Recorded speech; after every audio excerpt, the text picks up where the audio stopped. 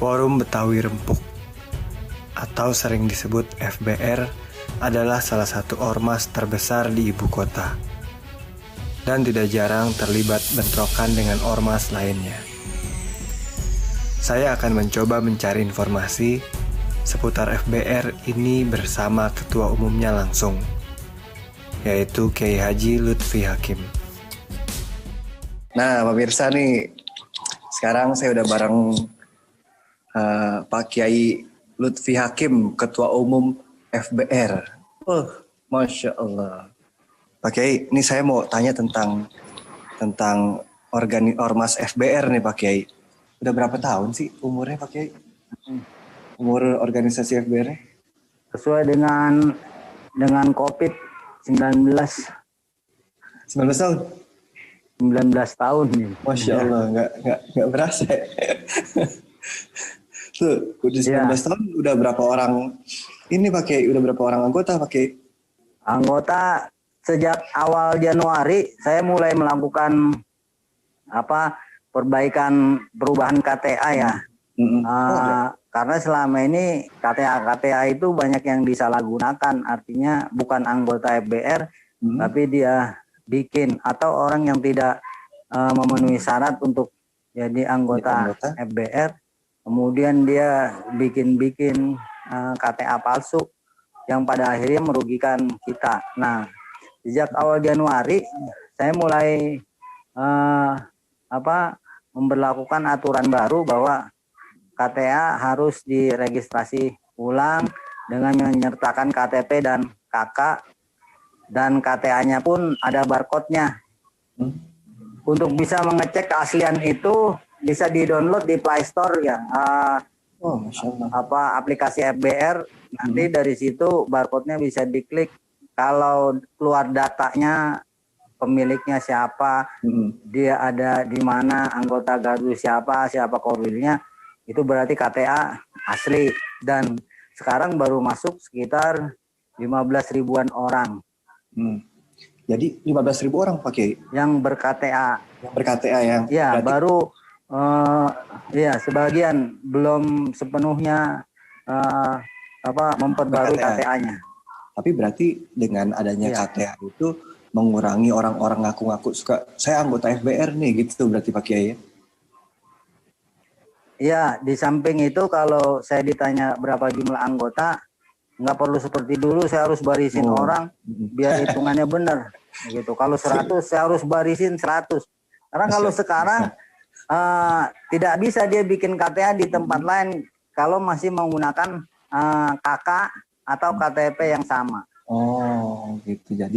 Jadi udah satu di daerah situ ya. Jadi ketika saya bilang misalnya di daerah A ada 100 anggota, saya yakin itu 100 karena sesuai dengan data yang ada.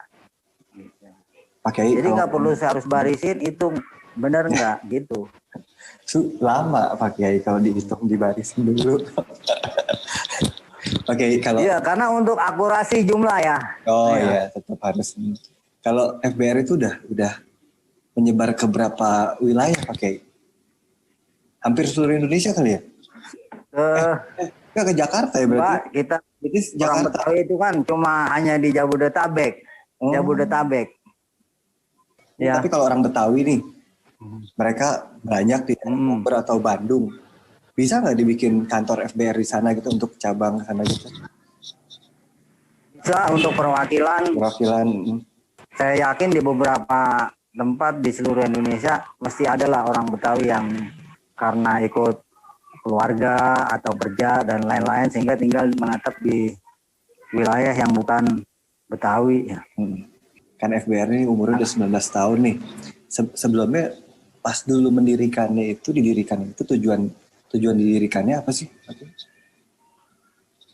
Ya, tujuan awalnya pada saat itu kita melihat kan akibat Orde Baru, orang Betawi itu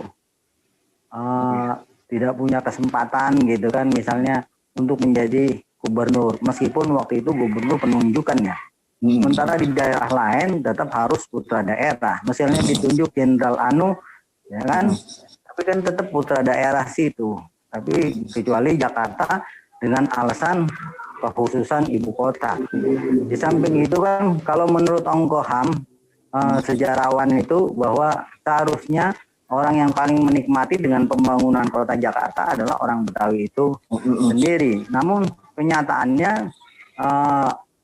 boleh dibilang hampir semua orang memandang Betawi dengan stereotip. Betawi malas, Betawi apalagi dengan lagu itu Sidul yang anak Betawi ketinggalan jam, itu kan lagu yang mencitrakan Betawi kayaknya kayak muka Benyamin gitu yang kampungan, padahal tidak demikian sebenarnya ya. Gitu. Betawi dari dulu sekolahnya pada ke luar negeri, buktinya ulama-ulama kami sekolahnya ke luar negeri. Masya Allah, benar. Karena fokus mereka pada agama, bukan untuk hal-hal yang lain. Jadi kalau bicara pendidikan, standar untuk sekolah agama misalnya, kita sudah melakukan standar yang tinggi bahwa ulama-ulama Betawi itu pada luar negeri semua. Paling tidak ke sumber aslinya di kota Mekah dan Madinah, ya kan? Jadi apa yang ketinggalan zaman? Karena mereka terlalu religius sekali, tidak bisa memisahkan antara pengamalan agama dengan kehidupan keseharian, sehingga orang bilang bahwa Betawi itu ketinggalan zaman. Padahal kan tidak demikian kenyataannya. Betawi itu orang yang egalitarian, ya kan? Orang yang menerima.